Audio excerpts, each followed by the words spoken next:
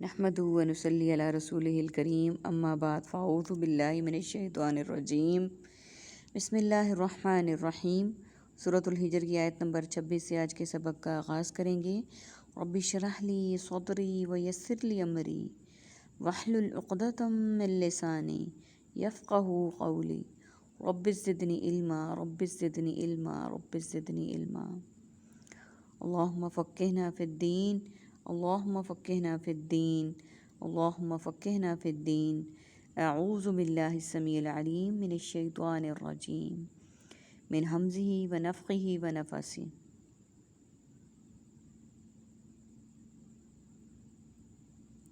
وَلَقَدْ خَلَقْنَا الْإِنسَانَ، اور بلا شبہ ہم نے پیدا کیا انسان کو۔ ہم پچھلے سبق میں پڑھ چکے ہیں، اللہ سبحانہ وتعالیٰ نے کل کی ہماری جو آیات ہم نے پڑھی تھی اس میں دیکھیے ذکر ہے کہ اللہ تعالیٰ نے آسمان سے پانی برسایا، پھر تمہیں پلایا، اور تم اس کو ذخیرہ کرنے والے نہیں ہو، اللہ سبحانہ وتعالیٰ کی ذات ہے۔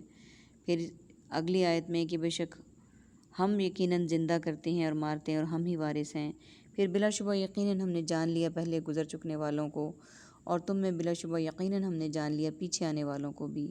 اور لاسٹ آیت تھی پچھلے سبق کی، اور بے شک آپ کا رب وہی اکٹھا کرے گا انہیں، بے شک وہ بڑی حکمت والا، خوب جاننے والا، خوب علم والا ہے۔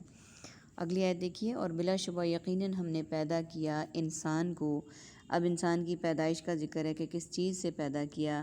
من صلصال من حمأ مسنون، بجنے والی مٹی سے، گارے سے، سڑے سے۔ یعنی دیکھیں مٹی کی اقسام بتا دیں کہ بجنے والی مٹی، گارے سے اور سڑے سے، تین ٹائپ ہو گئیں۔ اب گارا اس کی پہلی فارم ہے کہ سوکھی مٹی میں پانی ڈال کے اسے گارے کی فارم میں بنا دیا۔ پھر سڑے ہوئے یعنی کہ اس کو جلایا، پکایا اس کو، من صلصال، اور پھر وہ بجنے والی مٹی بن گئی، یعنی ٹھیکریوں کی مانند ہو گئی، جیسے کہ ٹھیکریاں گھڑے کی اور ہنڈیا کی اور اس طرح مٹی کی پوٹری کی ہوتی ہیں۔ یعنی اس طرح انسان کو تین سٹیپس میں بنایا۔ مسنون، سب سے پہلے ہما ان سے، گارے سے، پھر مسنون، اور پھر اس کے بعد صلصال، تین سٹیپ ہو گئے کہ انسان کی تخلیق کیسے ہوئی ہے۔ والجان خلقناہ، اور جن ہم نے پیدا کیا اسے، من قبل من نار، اس سے پہلے آگ سے، السموم، سخت حرارت والی۔ وَإِذْ قَالَ رَبُّكَ، اور جب کہا آپ کے رب نے، لِلْمَلَائِكَةِ، فرشتوں سے، انی خالق، بے شک میں پیدا کرنے والا ہوں، بشراً ایک انسان، من صلصال، بجنے والی مٹی سے، من حمأ مسنون، گارے سے سڑے ہوئے، فَإِذَا، تو جب، سویتہ، میں بنا لوں اسے، ونفخت، اور میں پھونک مار دوں، فیہ، اس میں، من روحی، اپنی روح سے، فقعوا لہ ساجدین، تو تم سب گر پڑنا اس کے لیے سب سجدہ کرتے ہوئے۔ فسجد الملائکہ، تو سجدہ کیا فرشتوں نے، کلہم، وہ سب، اجمعون، تمام کے تمام، الا ابلیس، سوائے ابلیس کے، ابا، اس نے انکار کیا۔ سب سے پہلے میننگس کو دیکھ لیتے ہیں۔ من جانب، مانو ان، من حیث القوم، الجان، جن، جنات، جن و انس، خلقنا، خلق، خالق، مخلوق اور خلقت، قبل از وقت، قبل از کلام، قبل از غذا، نارن، یہ خاکی اپنی فطرت میں، نہ نوری ہے نہ ناری ہے، قال، قول، اقوال، مقولہ اور اقوال زرعی، للملائکۃ، ملک الموت، ملائکہ، بشراً، بشر، بشری تقاضا، نفخت، نفخہ اولا، فیہ، فی الحال، فی الفور، فی الحقیقت، روحی، روح، ارواح، روحانیت، ساجدین، سجدہ، مسجود، ملائکہ اور ساجد، کلہم، کل نمبر، کل کائنات، کل جہاں، اجمعون، جمع، جامع، مجمع اور جماعت، الا ما شاء اللہ، الا قلیل، الا یہ کہ ابلیس، ابلیس شیطان کا نام ہے۔ عربی کے ورڈز اس آج کے سبق میں زیادہ ہیں، تو آئیے ان کو دیکھ لیتے ہیں۔ صلصال، بجنے والی، حمأ مسنون، سڑے ہوئے گارے سے، سموم، سخت حرارت والی، صلصال، بجنے والی، حمأ مسنون، سڑے ہوئے گارے سے، سویتو، میں بنا لوں، قعو، تم گر پڑنا، ابا، اس نے انکار کیا۔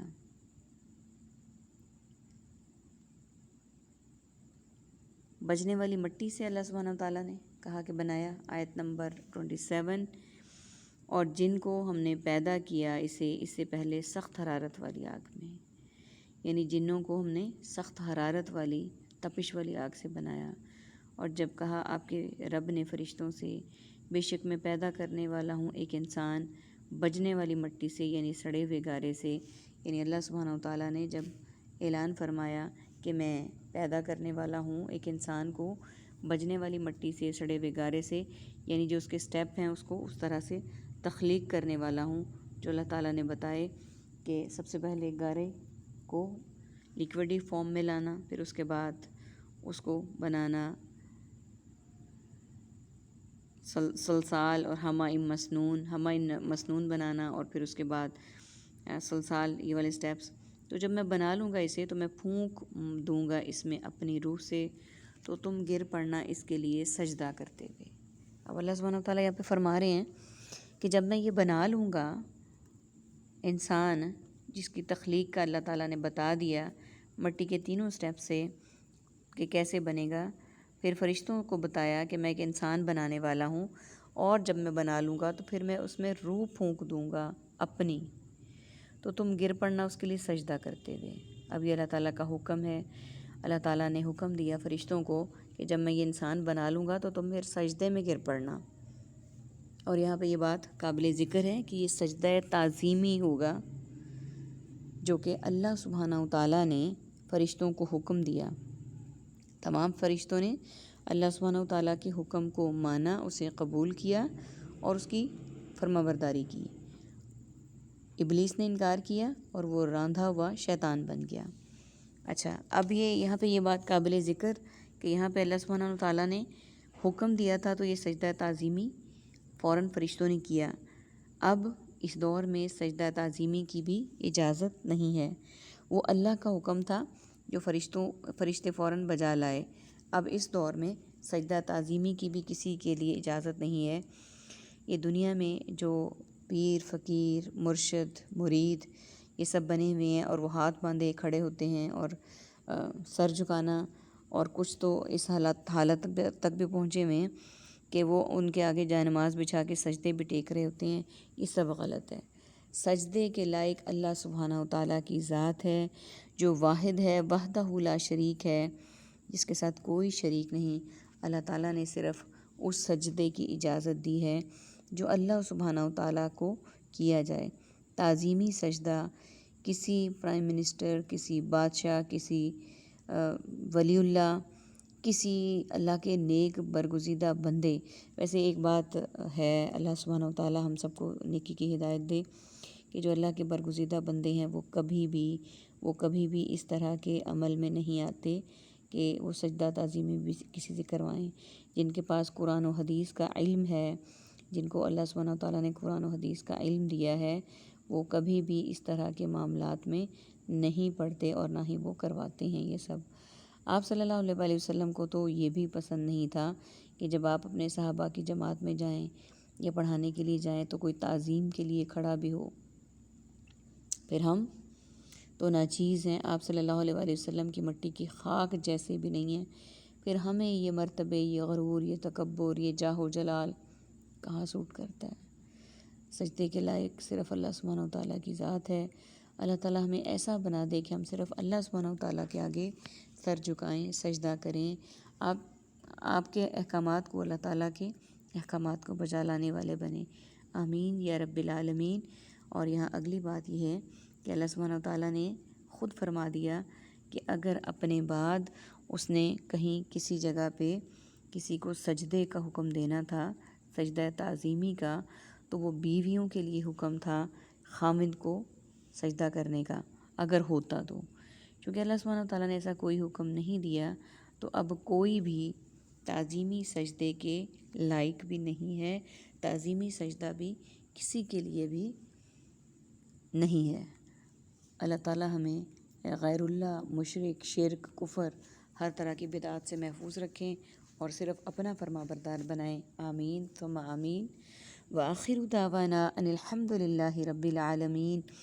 سبحانک اللہم وبحمدک، نشہد ان لا الہ الا انت، استغفرک و نتوب الیک۔ السلام علیکم ورحمۃ اللہ وبرکاتہ۔